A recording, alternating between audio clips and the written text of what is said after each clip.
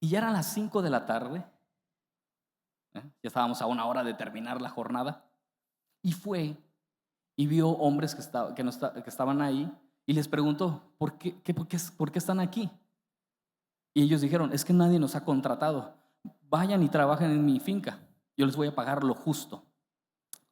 Y es aquí donde yo digo, a ver, ¿quién contrata, quién contrata a alguien para trabajar en su negocio en la última hora del día? ¿Alguien aquí tiene negocio? Sí. Bueno, creo que nadie contrataría a la última hora del día a alguien, y menos le pagaré lo mismo que aquel que entró desde la mañana, ¿verdad? Y menos si hizo una jornada de 12 horas, de 6 de la mañana hasta las 6 de la tarde. Bueno, este hombre así lo hizo. Terminando la jornada, terminada la jornada, ¿qué quiere decir esto? De 6 a 6, los primeros que llegaron a trabajar, trabajaron a partir de las 6 y acabaron hasta las 6 de la tarde. Y los de las 5 de la tarde solo trabajaron una hora, ¿cierto? La Biblia dice que Jesús continúa la historia diciendo, al terminar la jornada le dijo al capataz, ve y págales a cada uno lo justo. Vas a empezar primero por aquellos que llegaron de último y les vas a pagar lo justo. ¡Pum! Les pagó. Al ver esto, los trabajadores que llegaron primero se dieron cuenta cuánto les pagaron y dijeron, si esto les pagaron esto, ¿cuánto más nos van a pagar a nosotros, no? Hasta se alegraron. Y cuando llegó el tiempo de pagarles, se sorprendieron que recibieron la misma paga. Y yo creo que en este momento cualquiera de nosotros nos ofenderíamos. O sea, es una historia indignante. A ver, ¿a quién le gustaría aquí recibir el mismo pago que alguien que solo trabajó una hora y tú has trabajado todo el día? ¿A quién le gustaría? Uno. Bueno, a mí no me gustaría trabajar 12 horas y que venga una persona y solo trabaje una hora y gane lo mismo, le paguen lo mismo que a mí. Se me haría muy injusto. Vaya, ya le hubiera puesto una demanda quizá al pobre, al jefe. O sea, en este tiempo un jefe así no existe porque le mandan la Profeco, le manda, pobre, demanda laboral. Y bueno, estas personas, estos hombres se ofendieron a tal grado que empezaron a murmurar en contra del dueño y le fueron y le protestaron. ¿Por qué? A ver, ¿por qué a estos les pagas lo mismo que a nosotros y nosotros estamos aquí desde que inició en el calor del día y todo el peso del trabajo, quejándose, ¿verdad? Y y con justa razón, ¿cierto? A lo que el dueño respondió, a ver, tú, tú, tú estuviste de acuerdo con lo que te iba a pagar, ¿cierto? Yo no estoy cometiendo ninguna injusticia, le dijo. Toma el dinero y vete. Y el dueño le dice, y continúa diciendo el dueño, y si yo quiero hacer con mi dinero lo que yo quiero, ¿acaso no tengo derecho de hacerlo? ¿O te da envidia que seas generoso con los demás? Y ahí está el meollo. Ahí está la cosa que empieza a podrir, la envidia. Y concluye diciendo Jesús, porque los últimos serán los primeros y los primeros serán los últimos. Y de verdad que yo toda mi vida no entendía esto. Digo, entonces, ¿de qué sirve estar desde el principio? ¿De qué sirve esforzarse tanto? ¿De qué sirve venir a la iglesia? ¿De qué sirve estar tantos años? Y miren, yo inicié sirviéndole a Dios porque yo tenía un concepto de un Dios que después si no le agrada, si no te portas bien, te puede ir mal en la vida, ¿cierto? Yo estaba a gusto con eso, pero quizá no estaba a gusto cuando alguien quizás estuviera a la par y caía, ¿no? O, o por lo menos que reciban el mismo beneficio que yo, si yo he estado todo el tiempo, desde el inicio. ¿Por qué va a recibir el mismo beneficio que yo? Si yo llevo 20 años, usted lleva 2 años, 5 años, 10 años. No sé si me explico. Y ese era mi conflicto. Entonces, yo soy de los que se sentía o se siente más identificado con los obreros de la primera hora. ¿A quienes les gustaría que les paguen lo mismo que aquellos que trabajan una sola hora y ustedes trabajan todo el día? Eso quiere decir que también se sienten identificados con los obreros de la primera hora. Entonces, no soy el único. Ahora, miren, entonces, en todo ese recorrido cristiano, como empiezas a, a querer, empiezas a querer estar a la altura de lo que vendes, empieza un trayecto muy difícil de poder conllevar, de poder sostener.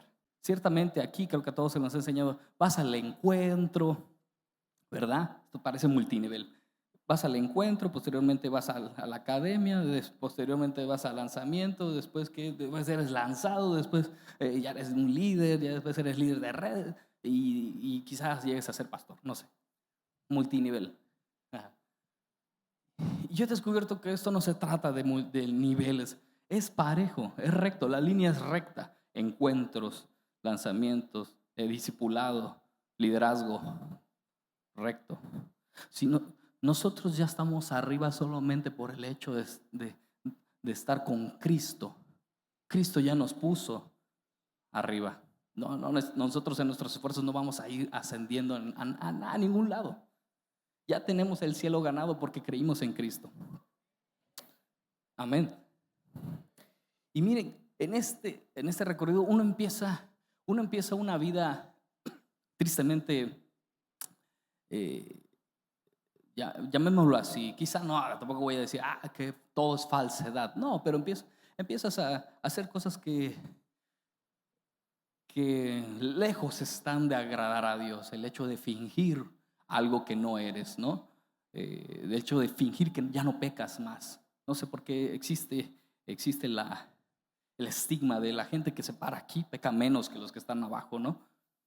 O quizá está ese mito, ¿no? Ese tabú. A los que se suben allá creo que pecan menos que los que están abajo sentados escuchando. Y no es así, para nada. Creo que estamos a la par o que igual estoy peor. En serio. Y más si me atrevo a fingir una vida que no es. O sea, miren, a mí me enseñaron que hay que guardar el testimonio. No sé si saben, escuchen, guardar el testimonio. Yo ese concepto se me hacía hasta bíblico. ¿Sí? Suena bíblico, guardar el testimonio. Y no tiene nada de bíblico. Para empezar, el testimonio no se guarda. Un testimonio se demuestra. ¿Sí? Y no importa lo que hayas vivido, ni modo, si te tocó pecar, si te tocó caer, demuestras. ¿Sí? Por eso dijo Pablo, yo presumo de mis debilidades, me jacto de mis debilidades. ¿Sí? ¿Para qué? Para que la gloria de Cristo sea reflejada. Y no me parece que como cuando iniciamos la vida en Cristo, no entendemos esto. Pareciera que nos gusta, lo primero que aprendemos es a fingir, ¿verdad? A fingir que todo está bien. Por eso, y si tú le preguntas aquí al que está al lado, ¿cómo estás? Te apuesto que te va a decir que está bien. ¿O no? Entonces, lo primero que aprendemos es a fingir. No podemos decir que estamos mal. Imagínate. No que has ido al encuentro, no que eres un líder, no que confías en Dios. O sea, de lejos está de nosotros poder estar mal o sentirnos mal. Eres visto como alguien que quizá no tiene comunión con Dios, que no ora, que no confía en Dios, que no tiene fe. Y eso es lo que provocamos los que estamos quizá de este lado al generar un estigma, un ideal, una falsa ilusión de nosotros mismos que no existe, que es muy difícil de sostener, que un día se va a derrumbar, ¿sí? Porque nadie puede llenar ese ideal. Y lo peor de todo es que es alimentado por ambas partes, tanto el que está de este lado como el que está allá. Hablo del líder y el que está bajo su liderazgo, ¿no? ¿Y cómo? Tanto ellos uno empieza a tener esa falsa ilusión. Y lo digo porque yo también la tuve. Yo alguna vez empecé y dije, wow, esa gente no peca. Yo dentro de mí, ¿cómo le voy a hacer si yo tengo esto, hago esto? Si les contara. Entonces, tristemente lo que enseñamos es a fingir, ¿verdad? A tener un ideal falso, irreal de la gente. Un estigma, una falsa ilusión, ¿sí? Y si bien quizá no todos decimos, no es perfecto, pero es casi perfecto. No somos ni casi perfectos, ni cerca estamos, es más, cero, por supuesto. Es más, diría que estamos a la par. Creo que todos los que estamos aquí estamos a la par ante Dios. Y cuando tú empiezas a generar esta ilusión en la gente, y la gente que le encanta mantenerse en esa ilusión, cae en algo que es como la idolatría, ¿sí? Y les gusta quedarse en esa ignorancia, ¿sí? Otra cosa que también le encanta a la gente es no tener responsabilidad de sus actos. Por lo cual, pues ahora le voy a achacar todo a mi líder, porque él se supone que ya debe tener conocimiento bíblico, una vida espiritual estable, lo suficiente como para alimentarme a mí y yo depender de él. Y ahí está la trampa del enemigo, cuando empiezas a depender de alguien.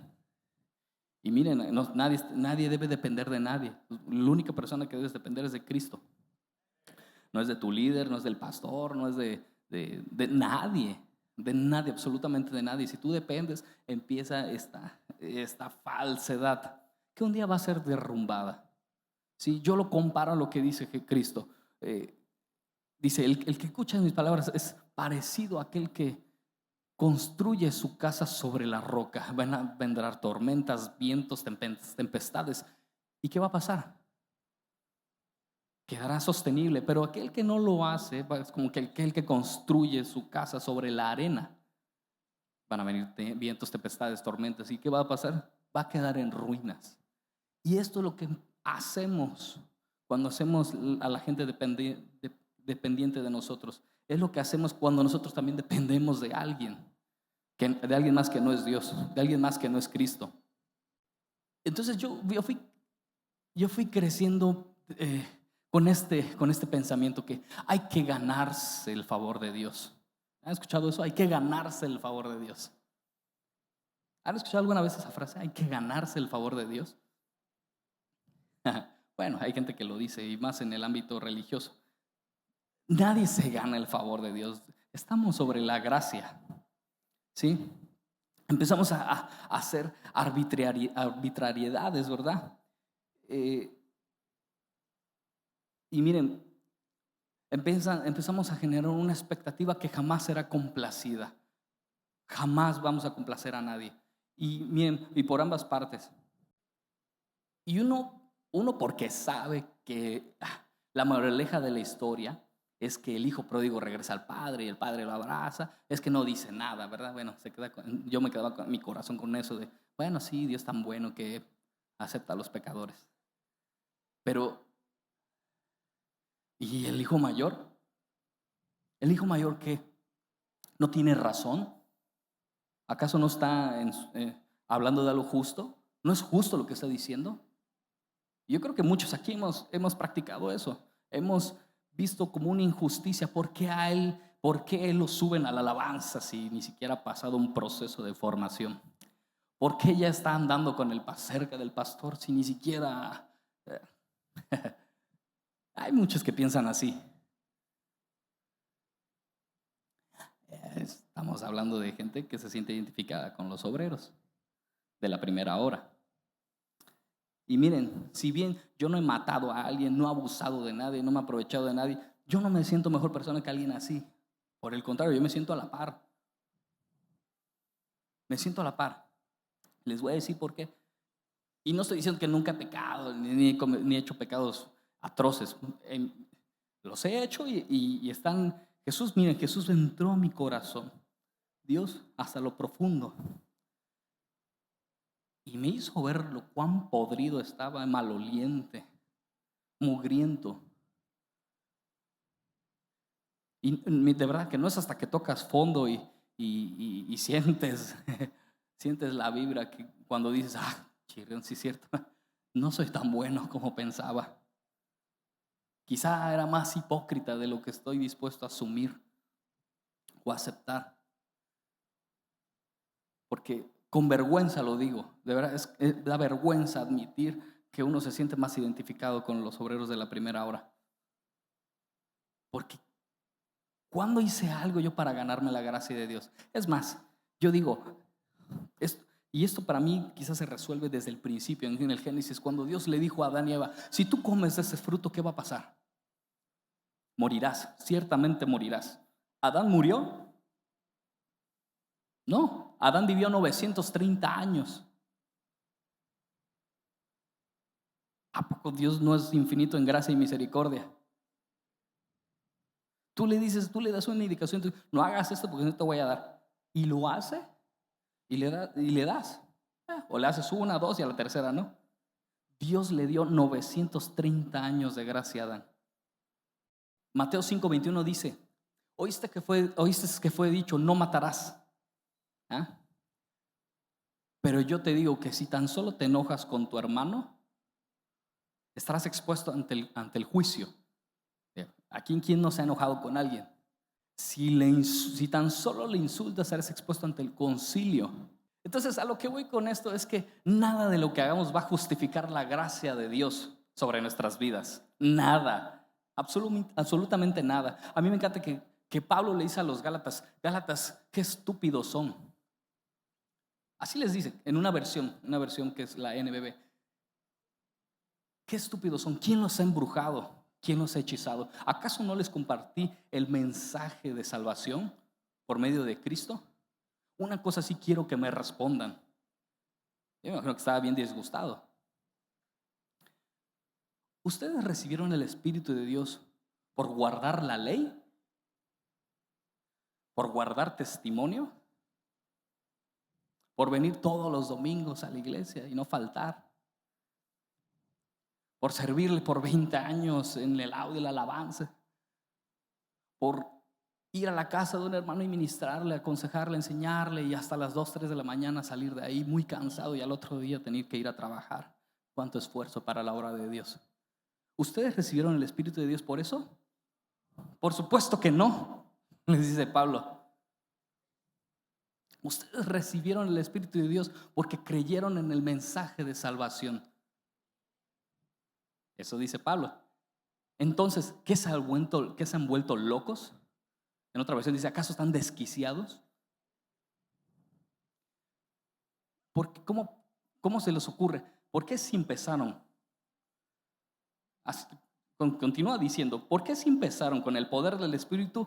¿Cómo se les ocurre a ustedes perfeccionarse con esfuerzos humanos? ¡Qué estupidez! Concluye diciendo.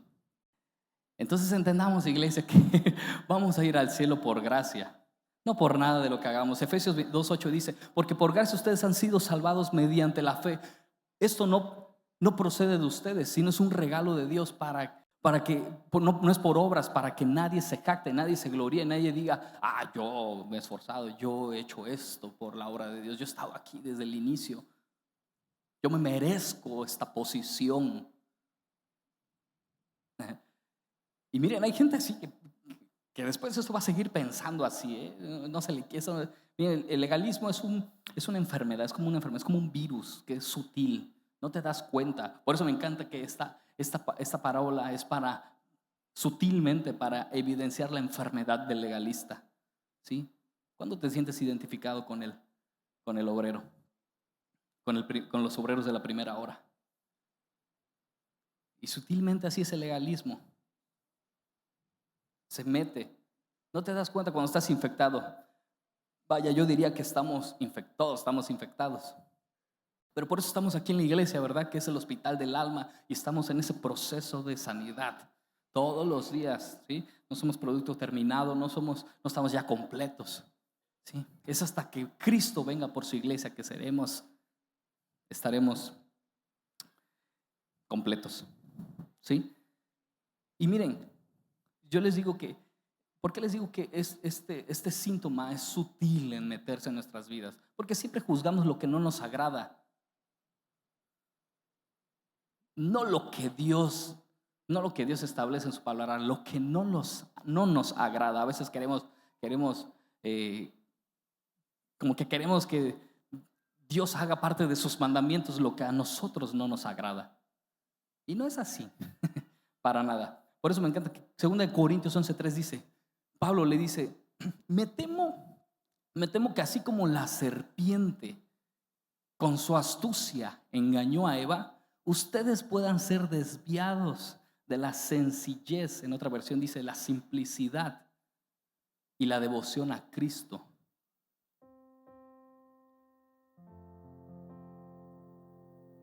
Y si bien les dije, Cristo vino a complicarle la vida a los fariseos, a los hipócritas, a los legalistas, a aquellos que llevamos mucho tiempo en esto y marcamos estándares altos para que puedas ganarte un poco más el cielo. Cristo también vino a simplificárselo a aquellos que están perdidos, a aquellos que estábamos perdidos. Por eso los obreros de las 5 de la tarde recibieron la misma paga. Gracias al Señor, gracias a Jesús. ¿Sí? Es que nosotros estamos aquí, es que estamos vivos, es que respiramos, es que podemos alabarle y adorarle. Amén.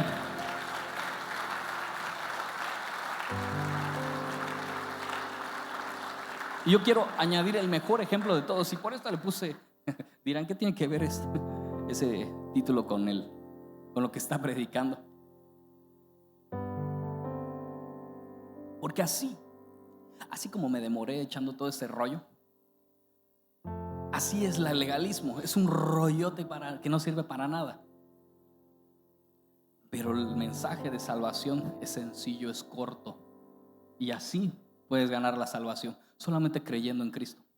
Punto. De eso hablaba Pablo, la sencillez del evangelio. Lucas 23:39 dice que cuando Jesús estaba en la cruz, estaba entre dos criminales. Y uno de ellos, burlándose de él, le decía: si tú eres el Cristo, sálvate a ti mismo y sálvanos a nosotros. Burlándose. Y el otro criminal le dice: ¿qué no te da vergüenza? Nosotros estamos aquí porque merecemos esto, merecemos con justa razón la paga de este castigo. En cambio, este hombre no ha hecho nada para merecer esto. Y se voltea y le dice: Jesús, cuando vengas en tu reino, acuérdate de mí. Así de sencillo es ganarse el cielo. Acordarte nada más, decirle a Jesús: acuérdate de mí. A lo que Jesús le respondió: te aseguro que hoy mismo estarás conmigo en el paraíso. Y ese es nuestro Dios. Aquel que con solamente le digas: auxilio, Señor, acuérdate de mí, ya te ganas el cielo. Y miren, no estoy diciendo que seamos libertinos, porque miren, si bien el pecado tiene consecuencias aquí en la tierra, nuestros actos tienen consecuencias. Por supuesto que si ahorita matas a alguien, ¿qué va a pasar? La ley te va a perseguir. Pero eso no quiere decir que Dios te va a dejar de amar. Va a ser duro. Lo que Dios no quiere es que sufras por el pecado, porque el pecado nos hace sufrir, nos lastima y lastima a los demás. Eso es lo que es el pecado. Pero Dios nos sigue amando igual, y todos los días nos da nuevas oportunidades. Todos los días. No hay día en el cual tú no te levantes y estés lo más lejos de Dios y simplemente le digas: Señor, aquí estoy, acuérdate de mí. Ahí va a estar.